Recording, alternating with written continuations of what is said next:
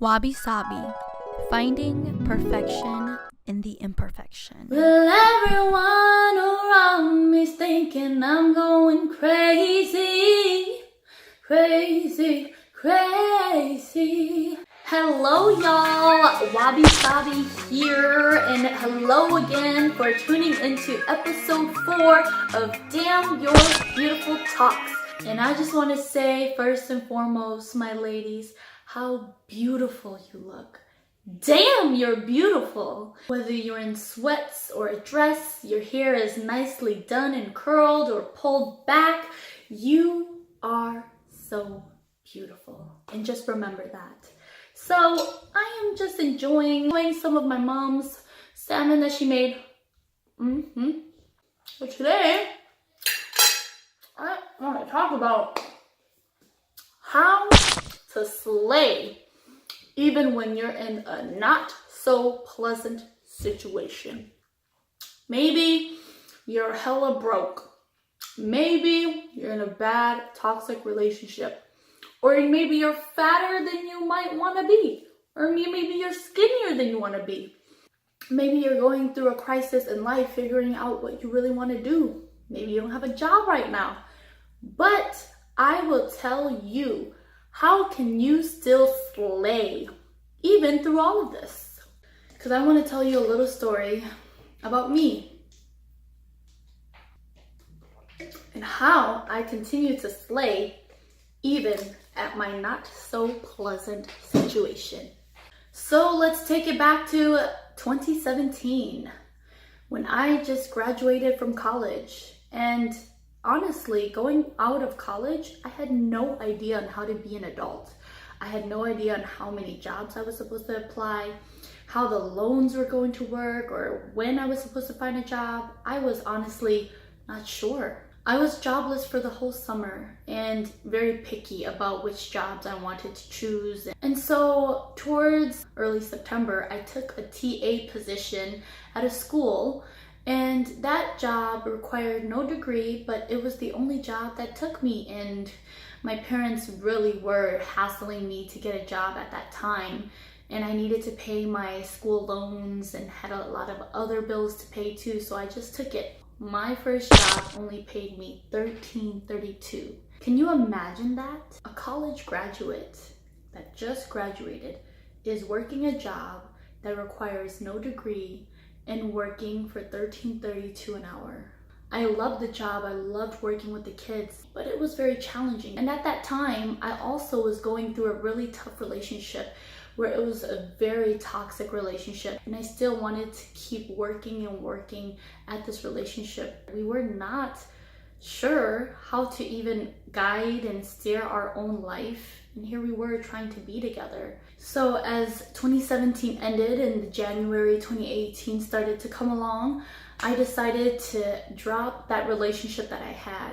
But it was still so hard to let it go, because if you've ever been in a relationship and if you really loved someone and if you've been with them for a very long time, it sometimes can become an addiction. And I've been talking about this love addiction a lot in my videos and in my blog, that I really was addicted to this person. So as the middle of 2018 came along, I decided to not continue working my position as a TA at the school, because I just really wanted to find how I can contribute more to a job that does require a little bit more education. And again, that whole summer, I was jobless again. June till end of July. In my not so pleasant situation, I had no money, and it was really hard to do anything I wanted, to invest in things that I wanted to do, like joining dance classes or buying a trampoline. I just didn't have the money, and I was just at a standstill in my life. But what I could do that summer was what I focused on instead of things I couldn't do. And that, my sister, is one thing that really kept me going. So what could I focus on?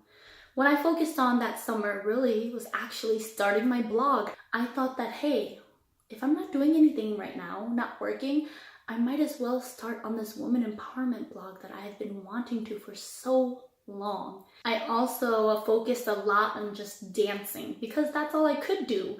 Dance and blog, dance and blog. So I went to a lot of different gigs, danced a lot at different performances in the summer, and it was a blast. And that summer as well, I tried for the Timberwolves team, dance team, and I got to the very last round but got cut.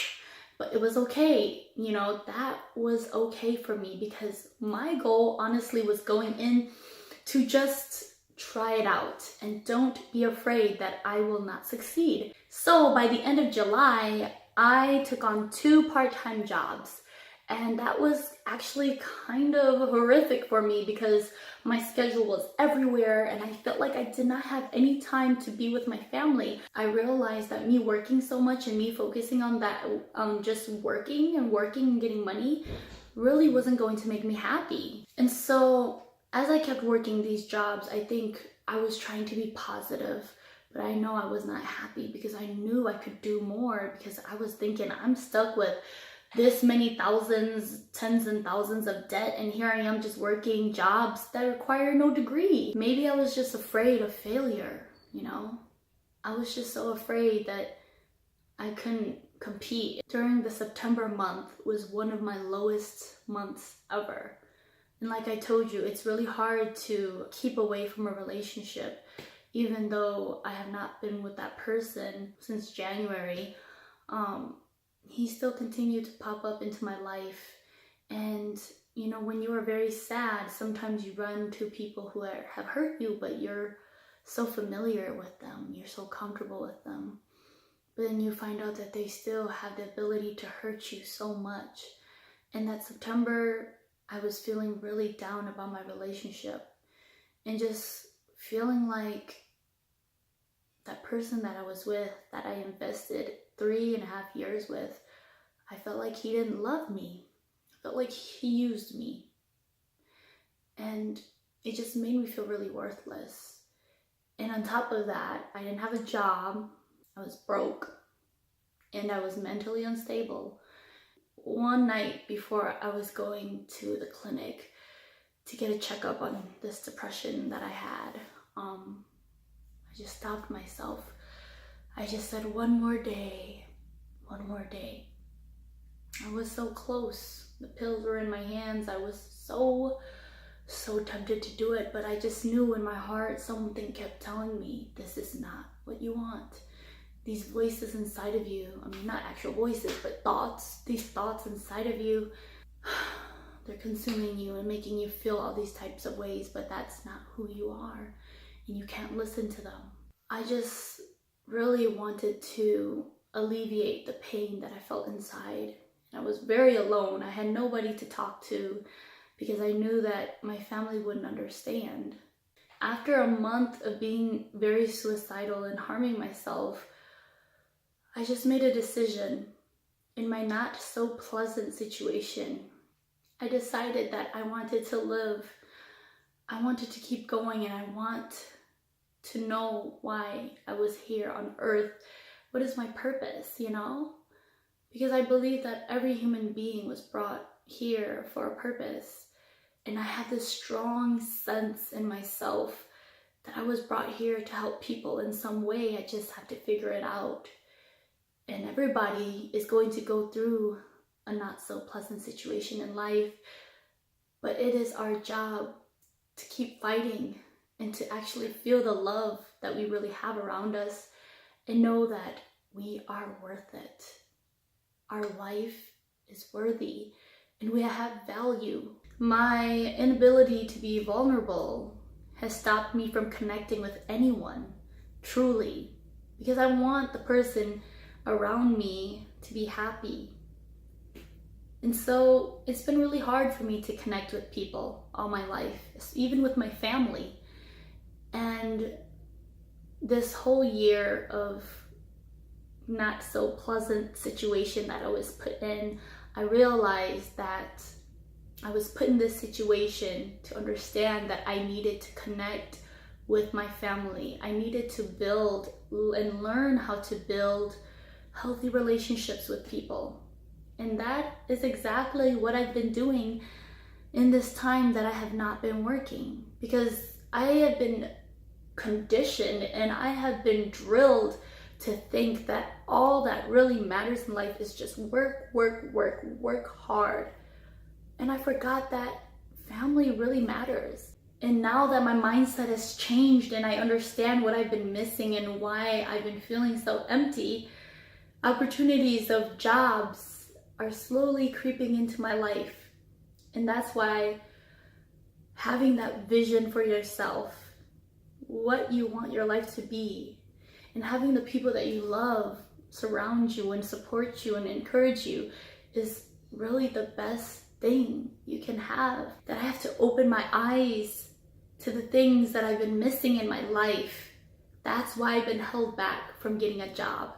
So don't be disappointed in yourself. Don't ever think that you are less than what you are. You are not worthless. You do not have to feel embarrassment for where you are in life right now, because everybody goes through these trials and tribulations to make you stronger and to see how strong you are to be able to get out of this. Trust in the process.